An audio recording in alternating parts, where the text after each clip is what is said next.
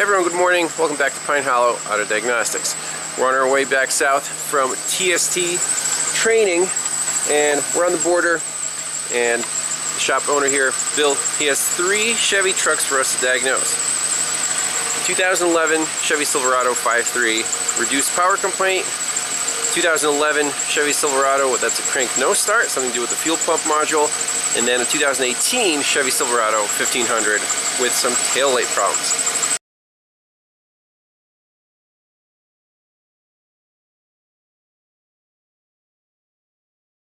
Let's start with the one with the reduced power complaint.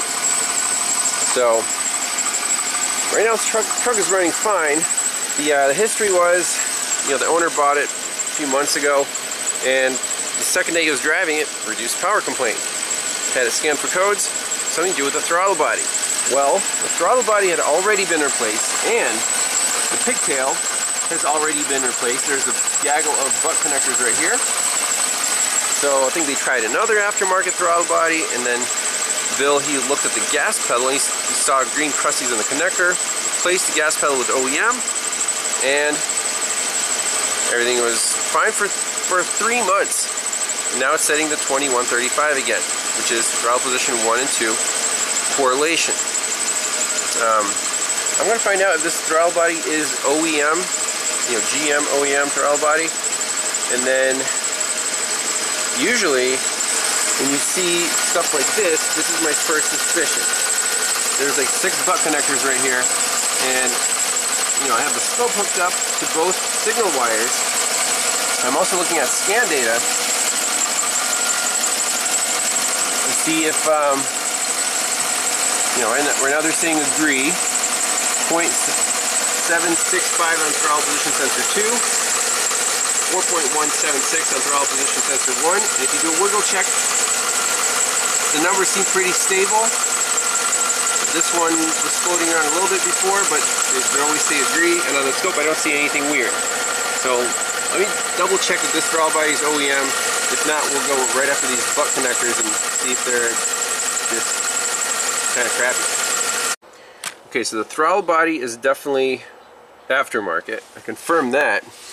And just doing a throttle sweep with the gas pedal, first thing you want to do, just to make sure there are no bad spots on the potentiometer. Let's see here. So we'll do a careful sweep.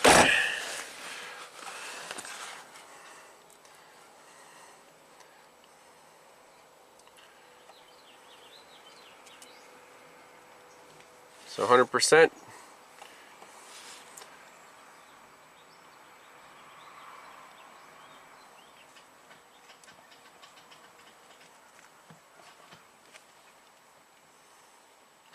Right now there are no codes stored, by the way, and usually this happens after about half an hour of driving. That tells me probably the throttle body is warming up, and then it's aftermarket junk. Something heats up and the TPS sensors glitch a little bit, and so we'll inspect the butt connector connections, do a little tug test on there. If those are good, if those check out, it's going to need an OEM throttle body. Alright, looks like Erico has been here with the crimp and seal connectors. Now they look better than most of the ones I come across, so can't blame these things yet. Problem could be in the aftermarket throttle body. But I want to do a wiggle check while looking at the scope and see if there's anything that changes or on scan data. So the purple and the dark green are the signal wires. I'm going to pull on this green wire, maybe manipulate the actual crimp. How do you know the crimp was done correctly? There's no guarantee. If it's a solder joint, if it's a proper solder joint, and you pull on it, the wire will usually break next to the solder joint. That's not the weak point. But in a crimp, if it was done incorrectly, there's no guarantee that it's going to hold up. If it warms up a little bit, then If you wiggle it, it might be good for a month. So not reliable. But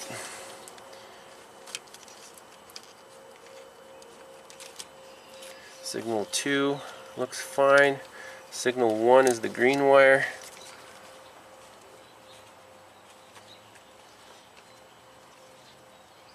Looks okay. So in this case, I'm going to tell Bill, A, get an OEM throttle body, test drive it. If it glitches again and sets that exact same code, redo this stuff with proper solder and shrink wrap, 6 wires, at least the 2 signal wires, because the code is a correlation, right? So it's not like a 5-volt reference is dropping out, it's not a low or high circuit code, they're just not agreeing, so it's a little, it's not a global problem, it's a problem with one of the sensors. I don't see any glitches at the moment. That's the diagnosis.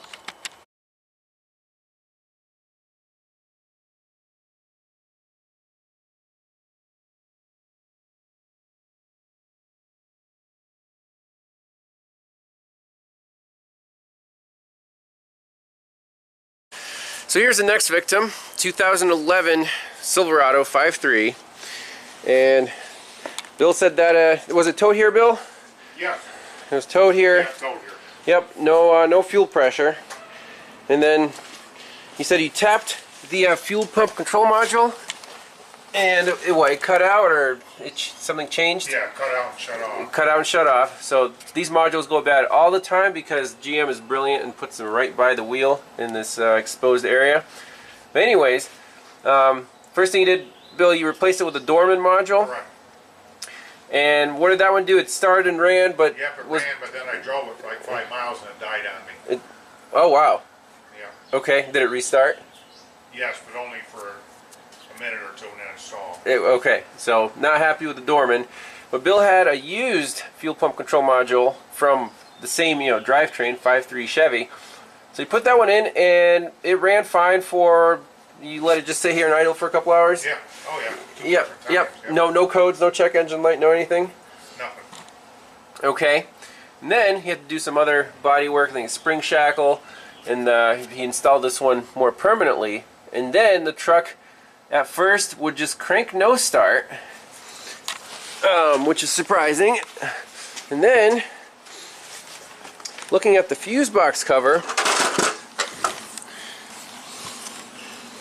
there's 2 slots that were kind of unpopulated. There's a fuel pump relay and a fuel pump fuse. Now that cover, you'll see right here, fuel pump relay, and then fuse 20, fuel pump fuse. Those were missing. So Bill just found a relay and a fuse, popped those in, and then the truck start and stall. Start and stall. So then he's like, that's it, I give up. Let's do a diagnosis on it. Let's take a look at the wiring diagram, scan this thing for codes, and see what it's not happy with. Alright, so full code scan. ECM says P069E, fuel pump control module, requested malfunction indicator lamp. P0230, fuel pump relay control circuit. Okay, and then in the fuel pump control module itself, there's a P025A, fuel pump control module enable circuit. So we have 3 codes that are relevant. Let's look this one up in all data, code description, and then take a look at the wiring diagram. Alright, so here's the description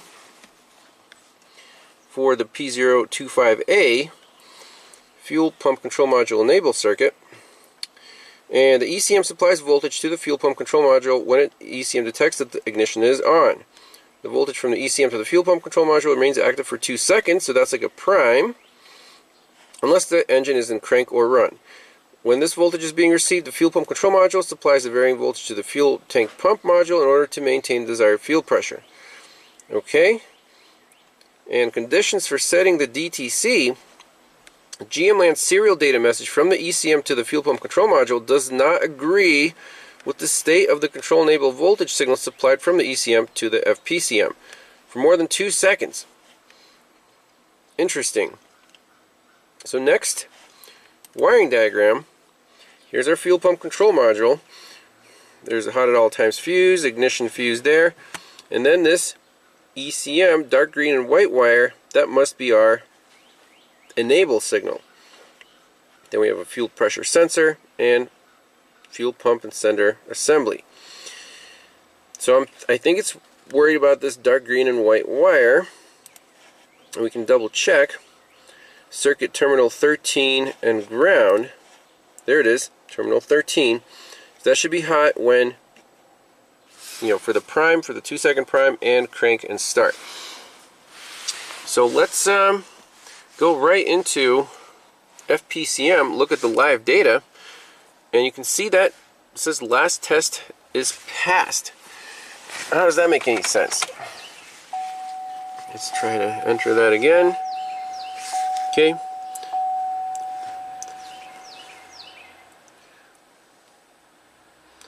See, it says last test passed. And data stream. So, just select all these.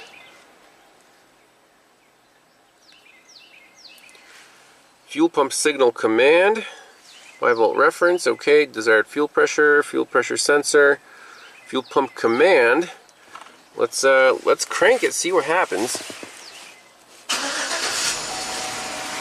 It says on, 51%. Fuel pump trim. I don't know what is going on here. 50% seems normal. It started and ran.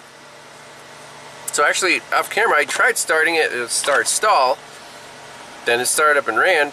Now it seems to run fine. So in this case, let's delete all the codes, start from scratch, start up. While it's running, we can go back there and just do a little wiggle check on that connector to see if there's a loose pin, terminal fretting, something along those lines. Seems to be an intermittent problem, and it happened when Bill, you know, unplugged it and plugged it back in when he permanently installed the module. So alright, so all codes are cleared. Key off.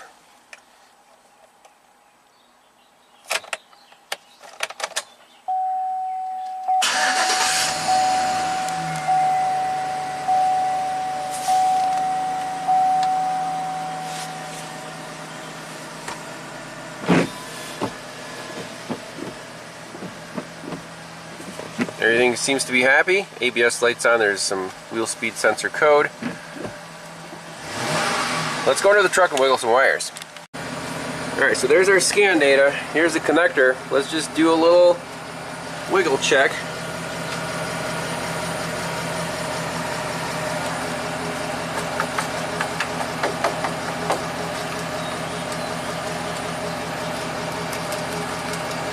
Make sure the harness isn't rubbing on anything.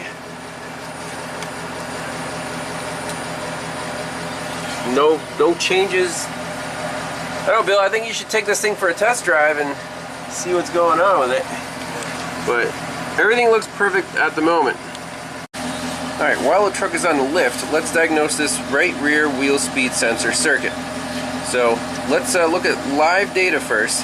You can see someone, you know, they replaced it.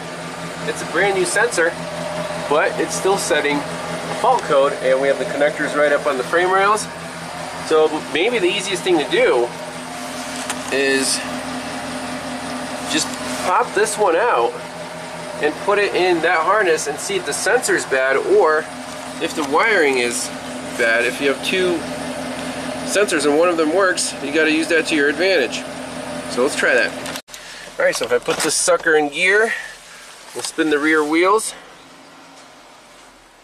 Okay, there goes the left rear. Is the right rear spinning, Bill? What's that? Is the right rear wheel spinning? Or is it just the left wheel spinning? They're both spinning. Both spinning, okay. Yep, so we definitely don't have any signal on the right rear. Well, this didn't take long. On the truck side of the harness, that green, that's not the color of the wire. That's color of the green crusties. And the wire's broken straight through. So let's fix this up, solder and heat shrink, and plug it in and make sure that it doesn't set that code. So nothing left of this wire. If we pull on it, the insulation will just, yep, there it is. So is there enough room to solder this on, or should we take that pin out and just extend this wire and solder it to the pin? That might be a better solution.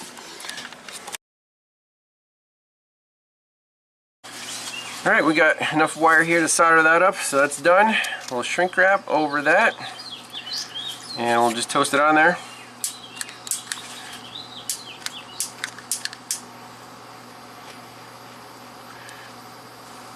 And plug it into the sensor, and that code should not instantly reappear. And then we'll just spin the tires and make sure it's happy.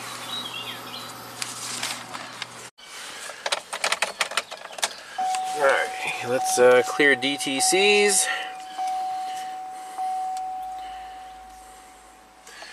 It looks like it's happy. Let's fire it up.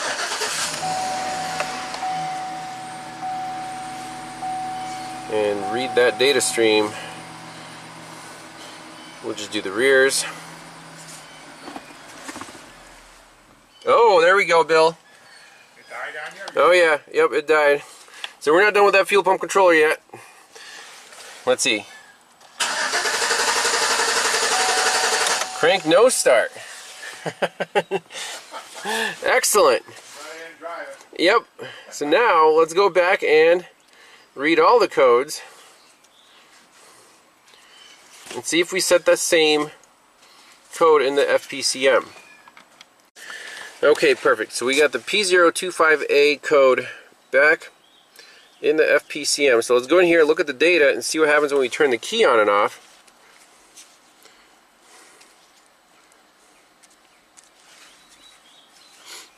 Graph that. So right now it says fuel pump command off. So if I turn the key off and on, and I crank it,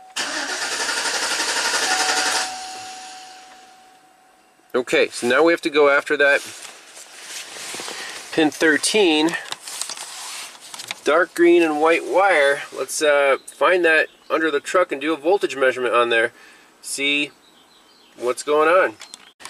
Alright, so we're at the FPCM connector. It looks super dirty, super dusty, but we need to do the actual voltage checks to see if there's the wiring integrity's been compromised on that wake-up circuit. That's this dark green and white wire on pin 13. Now let's measure the main constant power and ground right there. Test light is nice and bright. That's on pins 1 and 32. So if you go back to the diagram, pin 32 is the battery positive coming from the FSCM fuse, and pin 1 is a black wire.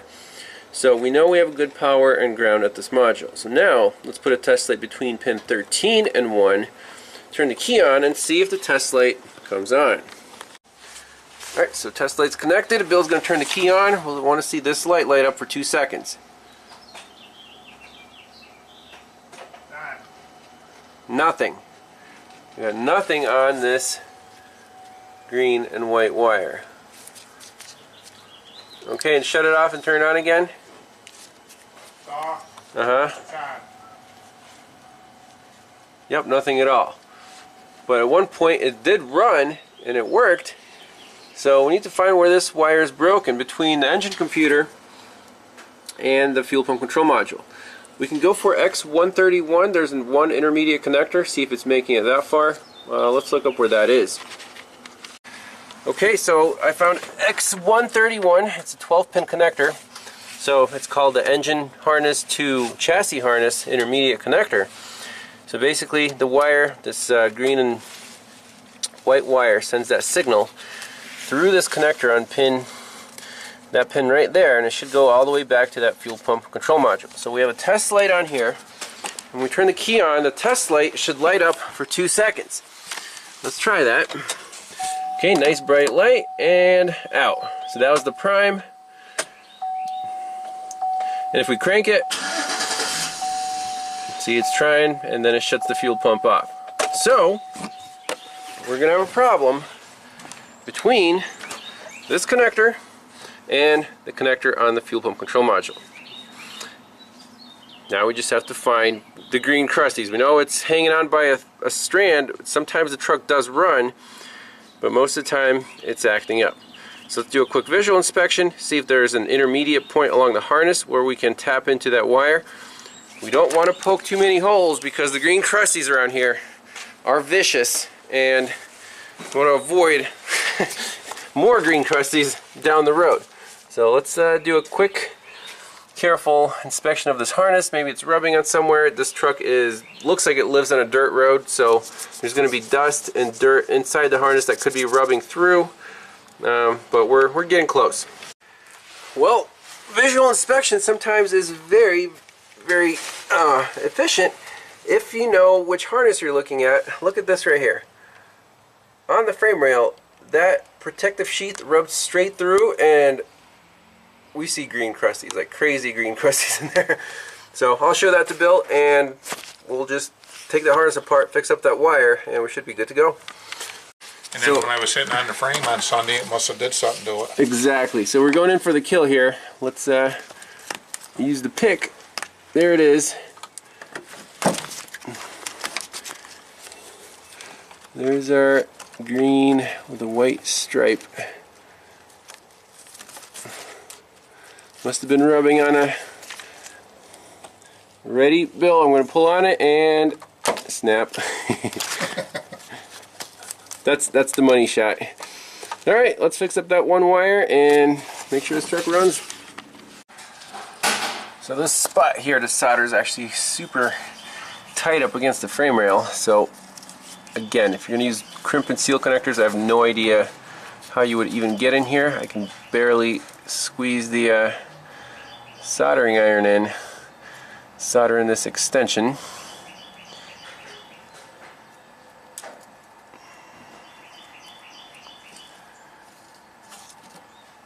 Alright, that should work. Put some heat shrink on that and then solder the connection, second one. Alright, harness is fixed up. We got some radiator hose and extra lume on there, so it won't rub through anytime soon. And I like to leave the zip ties uncut just to, you know, some people get upset about that, so I'm just going to leave those like that without snipping them off. And let's clear the codes, make sure this truck runs great. Alright, here we go, fire in the hole. Yeah.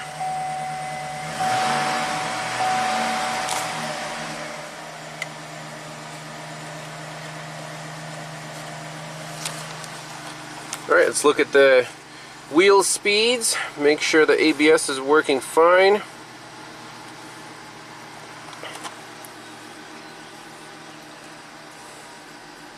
Right rear and left rear, okay. Graph that, and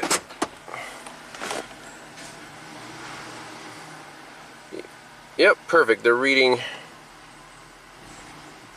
I guess the traction control is trying to slow us down here. Excellent.